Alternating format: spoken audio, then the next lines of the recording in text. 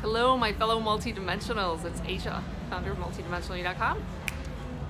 I thought you guys might enjoy a little music. So this is my final day in Bali, and this is my weekly message. I wanted to record it before I left. I'll show you the view here. It's beautiful. My daughter and I have been staying at the hotel Katamama. Right next to the ocean is right over there.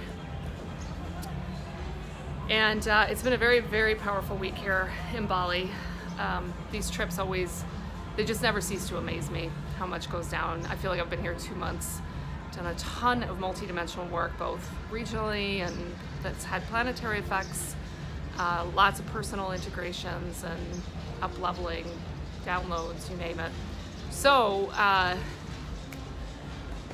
we gotta keep it light, people. Right? Laughter is the best medicine. Wow. So my message this week is it has to do with trusting and building and strengthening your own inner guidance system.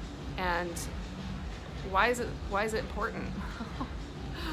Oh my gosh, let me count the ways. So let me give you a powerful example. So many of you probably have followed the news that there have been earthquakes here in Indonesia, specifically on the epicenter of the island of Lombok, which is next to Bali here to the east.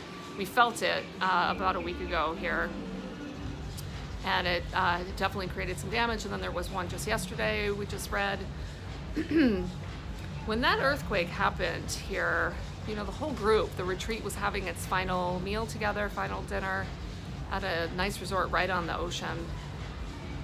And there was some concern because there was a tsunami warning that had been issued. And so my daughter and I went over to the ocean, and I asked her to connect and ask Gaia, and I did my own connecting with my guides. This is something we need to be concerned about. She got no, and I got no. And so we were able to relax and inform the others were wondering and put them at ease. It's a really helpful tool to have because it takes you out of uncertainty and allows you to conserve precious life force energy. The other example I'll give you is just a great, it's just a great little example.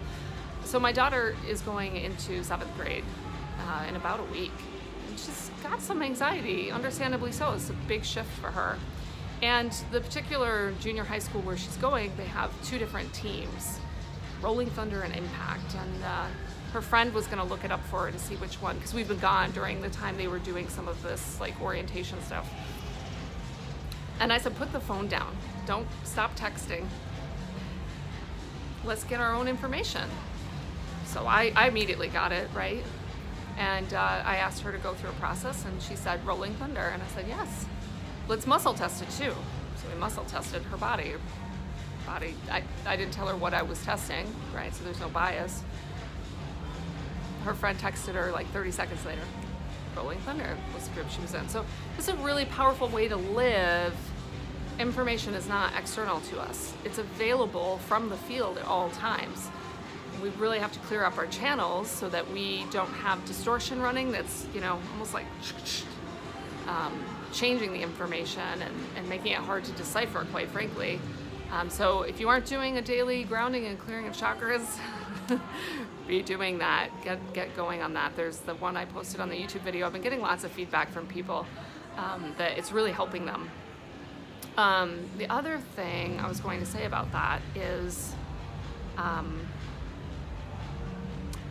just came off of recording the Meditations for Earth and Humanity Facebook Live, pre-recorded this time since I'll be traveling, and we did a very powerful activation of clearing out and opening up throat chakra and mouth of God chakra. So if you're not part of that group, you might want to jump in there. It's a volunteer group. It's service work every week. We're in there doing cleaning up ourselves, helping the planet, you name it. Yeah, we're really switching. We're really switching the way that we live from let me go get that information out there to let me get that information right here. Okay? So have fun with that. Tell me how it goes. It seems really magical at first, like, woo! Then it's like, oh yeah, this is just standard operating procedure. All right, with that, you're kind of watching me be a little dazed and confused. Not totally confused, but just dazed after a very powerful week here in Bali. I'm going to be integrating this for a long time. And I want to give a special shout out to my now friend in spirit, or I should say my friend now in spirit, Cynthia Riles. I just discovered that she transitioned last November, which is still blowing my mind that it's taken me this long. Divine right timing, right? So she and I have been talking all day.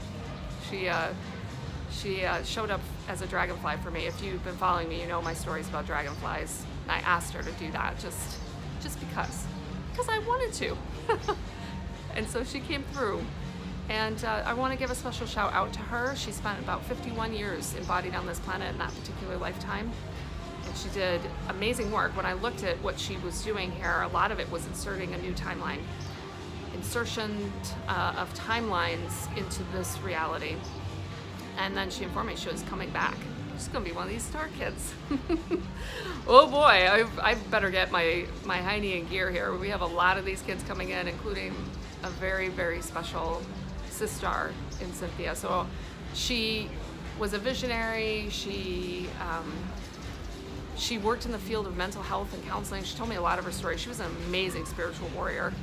She would be awakened in the middle of the night by Archangel Michael to do work. So she understood my crazy, amazing world of multidimensional reality. And I really felt her loss today. I've been in grief and mourning, and I will be honest, I in the past have tended to do a little bit of a spiritual bypass around death because I can still talk to everybody. I really let myself go into it today and feel the loss, you know. It's different when you, I was thinking I would go visit her in November, and when you can't visit in the physical anymore, it really is a loss. So don't bypass your grief, people. Really go into it. So she and I will be boogieing on out of Bali tonight. So much love to you all, and I will talk to you again next week. Mwah, mwah, mwah.